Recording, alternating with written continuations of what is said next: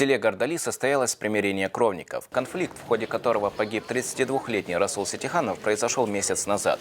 Виновный в смерти мужчины находится под следствием. Его родные и близкие приехали из села Хамавюрт. Они обратились к семье Сатихановых с просьбой о прощении.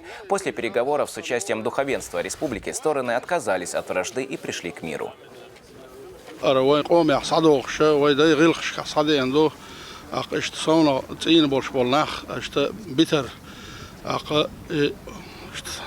غول شوق إز ياقش إناخ مارج بيتر شيء بوسم شكح شيء داخل شيء دوزل شيء شو بيرزيش خير إشخيلر إشت أطبل غيحة عال شويل شيء إشتناها أخدي هردل ديل غيثم إشتناه تبع كنا قهر جواب تهلش تعديل زهر رزقل وشوج دا له كان ديكنز بيقم بويل دال هقير سن إيمان شمص بوصل بشنيخ تا دويل قرآن شهادة لا فاصلحوا بين أخويكم معلش ظلم دوجناح أخ فير وآخر خلح أخ قبل بوهم شنو يقع بيجناح وش يقع مصلحتي بوش تلهم دوق إشتاي تتبع كان وش برسون دير كوك بيك بوش تشتي بيش إشتي مصلحة ديش صون قبل ناخير دوق وش برغت بيش إشت وش خير دوق ورد له وقع داغ ملة شنا نحمل خودين شنا أخ خيرت وشنا إبح كان شأنا مسألة دال دي كان سبيقا بول